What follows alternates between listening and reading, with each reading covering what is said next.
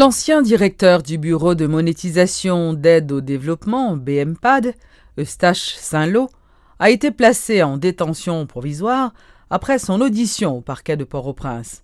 Selon le commissaire du gouvernement, Maître Danton Léger, M. Saint-Lô n'était pas cohérent dans les explications fournies sur la gestion des fonds de Petro-Caribé. Il a ajouté vouloir rencontrer l'ex-ministre des Finances, Wilson Lalot, en présence de l'ancien directeur du BMPAD pour les confronter.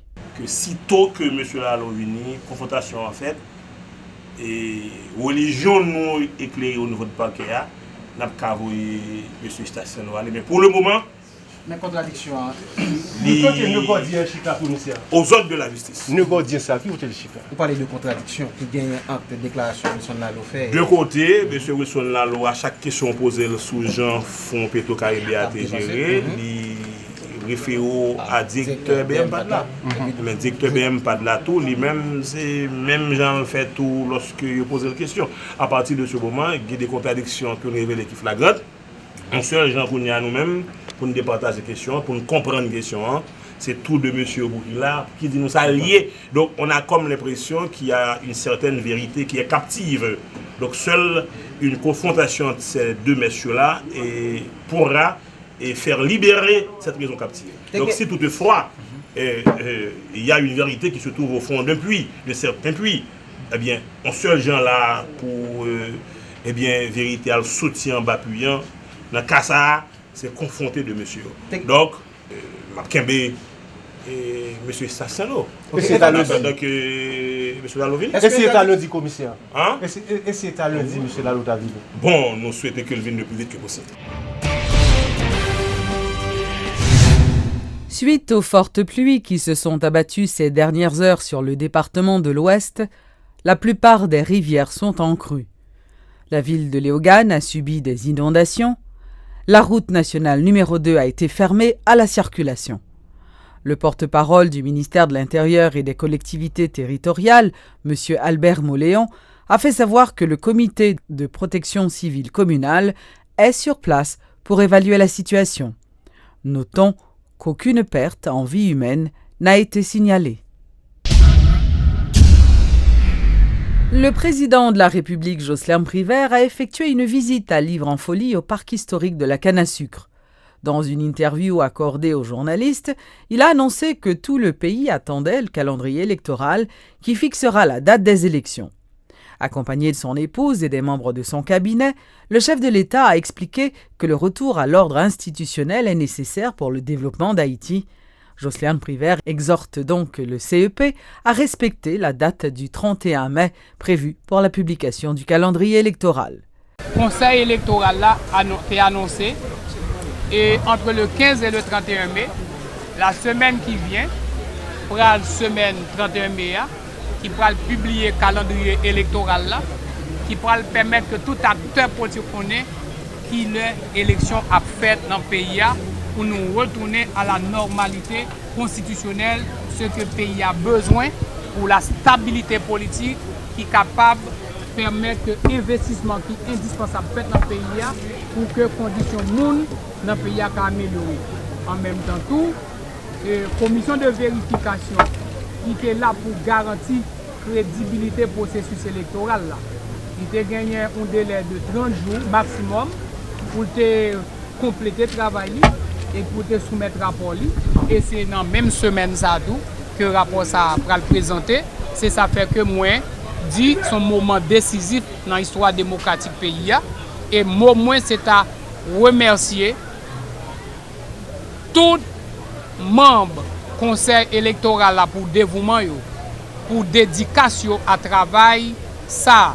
Et remercier tous les compatriotes ça, qui t'a accepté pour un lourd fardeau de accepter conduire commission de vérification ça et que le pays a un rapport de recommandation dans le meilleur.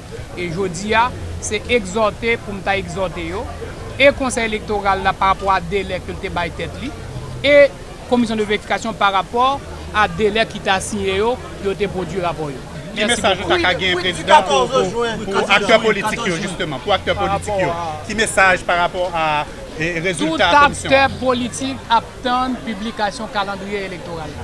Et me dit, m'exhorter conseil électoral là à continuer à travailler pour permettre que délai que te baïté soit respecté et que tout le monde connaît qui date élection a fait dans le pays. Je crois que tout le monde qui vit dans le pays, tout le monde qui est préoccupé, qui est concerné par la question de misère qui est dans le pays, tout le monde a mis que le pays a dans tête des autorités légitimes qui bénéficient de la légitimité populaire et seule façon pour l'autorité ça pour une légitimité populaire là c'est dans l'élection. C'est ça que me dit calendrier électoral là, c'est un moment décisif dans l'histoire démocratique pays qui va venir semaine prochaine.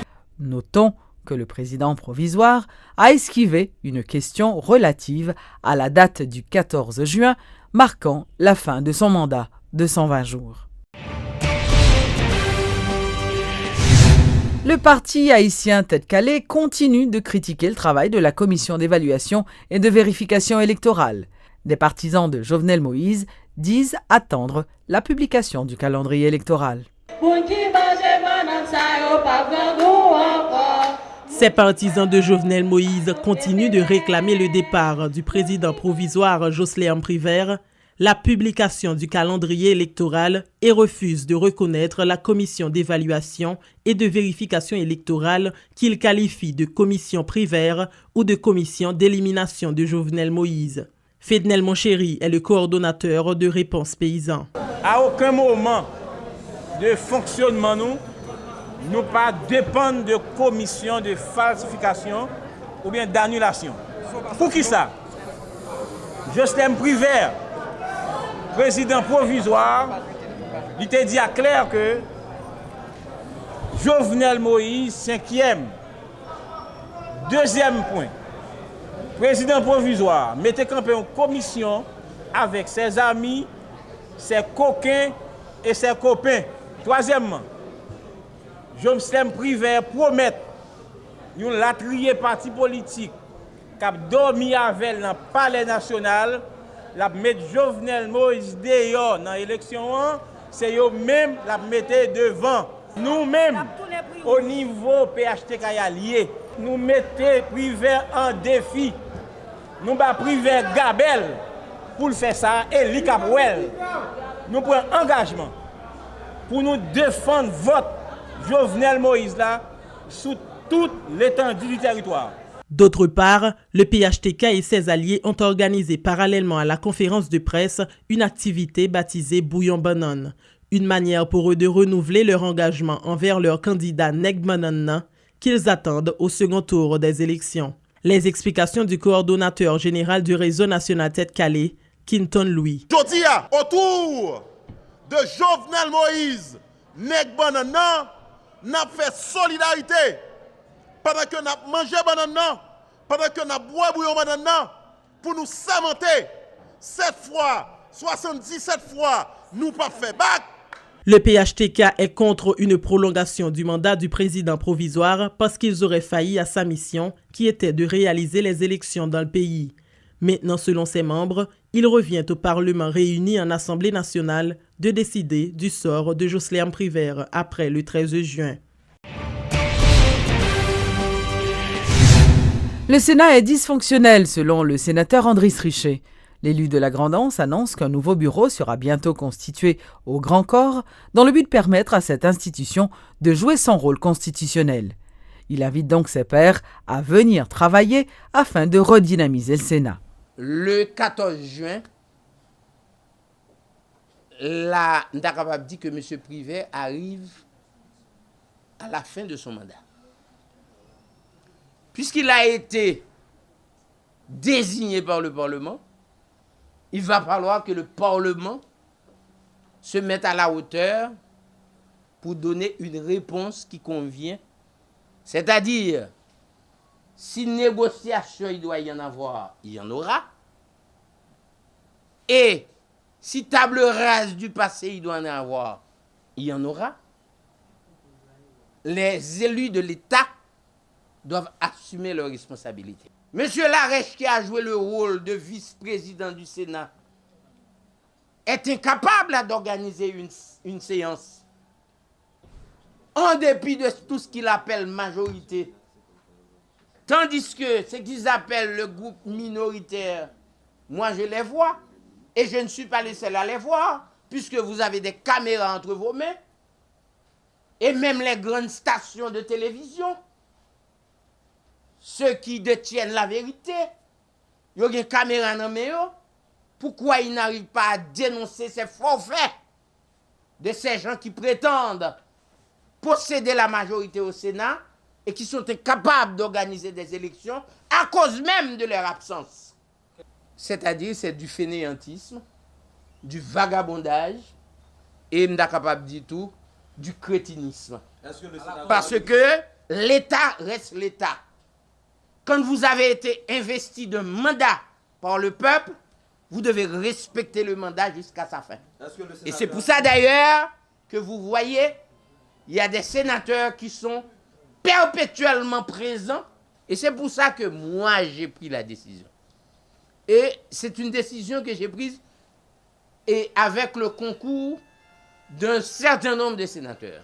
J'ai dit que si, d'ici le 1er juin, il n'y a pas de séance pour qu'il y ait un président au Sénat qui assume ses responsabilités, moi, en ma qualité de doyen d'âge, eh bien, il va y avoir une révolution au Sénat.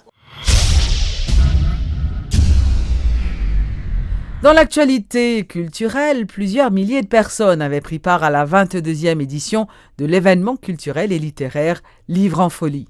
Des amants du livre de tout âge s'étaient donné rendez-vous au parc historique de la canne à sucre à Tabar.